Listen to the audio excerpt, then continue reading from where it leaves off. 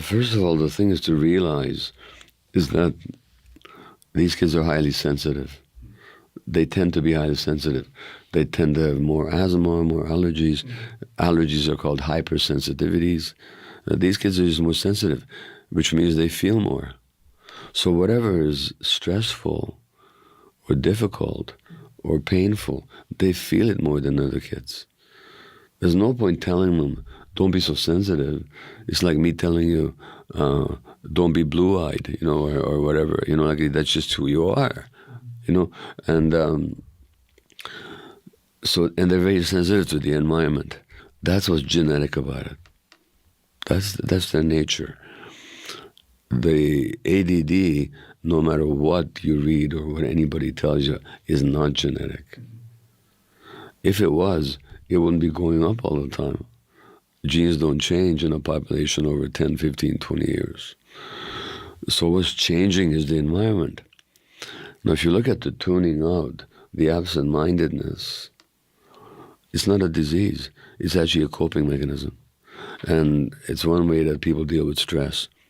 And usually in families where there's attention deficit disorder, A, you got a sensitive child, B, you have stressed parents. And that infant is absorbing the stresses of the family and is protecting themselves by tuning out, by going absent-minded. So it's not a disease. It begins as a coping mechanism. This is at a time when the brain is developing, and the brain develops under the impact of the environment. So that's the environment turns the genes on and off. Mm-hmm. You can have the same genes and not have ADD, or have that or some other problem, depending on what happens. So once you realize a kid is like that, first of all, realize they're very sensitive.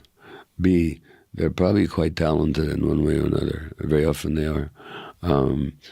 They probably have a very warm heart. They sense things and they have a lot of empathy.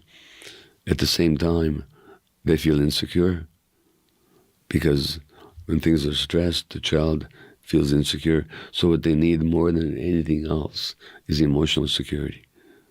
And that means you have to really understand them. Not just try and change their behavior or try and teach them better ways of paying attention, but really make them feel emotionally safe.